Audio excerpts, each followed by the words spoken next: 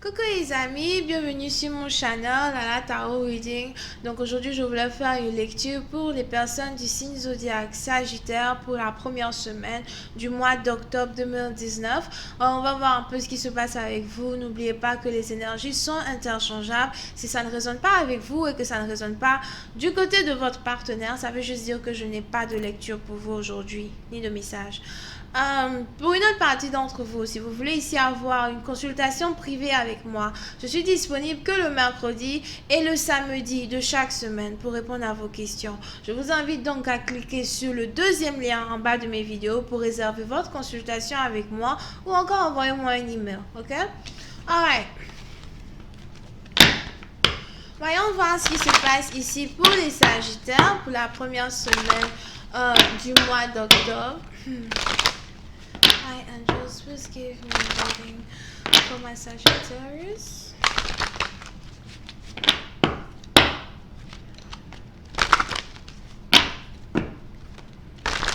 For the first week of October 2019, please, thank you. Reading for my Sagittarius, the first week of October 2019. Thank you so much.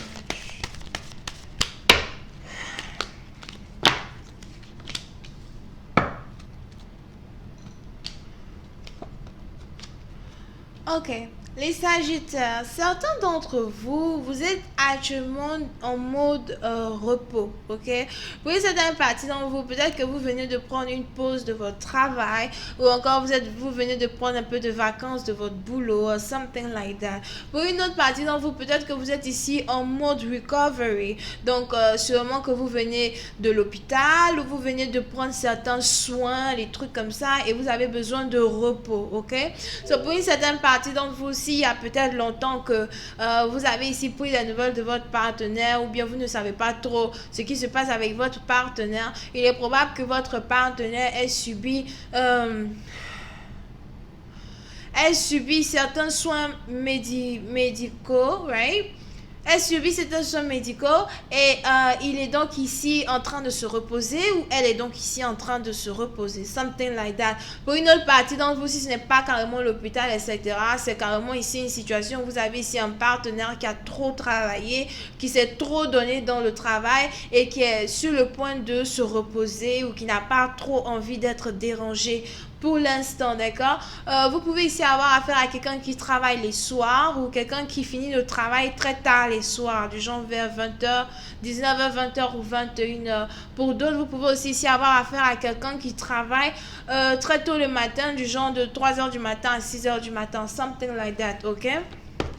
Donc, on a un partenaire ici qui essaye de prendre un peu de temps, un peu de recul loin de tout le monde afin de pouvoir se concentrer un peu plus sur son bien-être, un peu plus sur sa santé, ok? Je ne sais pas c'est qui ici qui a besoin de massage. Je vois ici une personne qui a besoin de massage ou une personne ici qui est carrément en soins thérapeutiques pour son corps ou pour ses os. Here. Ok? Il y a peut-être aussi ici quelqu'un qui a mal au dos et qui a besoin d'un certain traitement concernant son dos ou sa colonne vertébrale. Alright, voyons voir si je peux avoir un peu plus de détails sur cette lecture. Pour certaines parties d'entre vous, peut-être même que vous avez ici affaire à un partenaire qui s'est blessé sur les lieux du travail. Vous pouvez ici avoir affaire à un partenaire qui s'est sûrement blessé sur les lieux du travail et qui est aussi en train de récupérer, de reprendre des forces, d'accord? On a quelqu'un ici peut-être qui s'est blessé à la cheville ou à la tête. Something like that.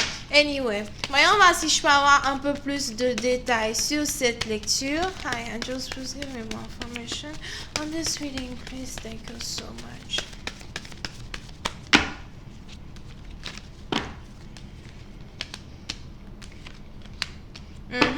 Pour certaines parties d'entre vous, si on a quelqu'un ici qui travaillait sous contrat, on a une personne ici qui vient d'avoir peut-être une autorisation de repos, something like that, ok? Donc, si vous êtes en mode Si vous êtes en mode, comment dire là? Si vous êtes toujours ami avec votre partenaire, vous pouvez donc prendre des contacts avec votre partenaire, savoir un peu s'il va bien, something like that. Pour d'autres, c'est peut-être ici une situation, si vous n'êtes pas ami avec lui, vous ne parlez pas avec lui, ne cherchez pas à aller appeler l'enfant des gens. Laissez-le. Je veux vous appeler, il va vous appeler. Ok? Pour une autre partie d'entre vous, vous pouvez aussi ici avoir affaire à quelqu'un avec qui vous êtes marié, mais en séparation as well. D'accord? Donc, c'est peut-être ici un partenaire avec qui vous êtes marié légalement here, mais il y a eu certains problèmes entre vous et votre partenaire et vous avez décidé de vous séparer. Donc, vous vivez peut-être dans deux maisons différentes ou bien vous avez carrément changé de vie here, mais vous êtes toujours légalement marié as well. D'accord? Pour certaines parties, donc vous faites attention parce que si vous êtes ici dans une relation avec une personne qui est toujours légalement mariée avec une autre personne, il est probable que le divorce n'ait pas été officialisé parce que ces deux partenaires-là sont toujours amoureux l'un et l'autre et ils ne savent pas réellement si c'est pour le mieux pour eux de divorcer ou pas. Ok? On a deux partenaires ici qui peut-être ne s'entendent pas, qui peut-être ne se parlent pas peut-être s'entendent comme chien et chat, c'est un peu comme Tom et Jerry, mais pourtant Tom et Jerry, ils s'entendent.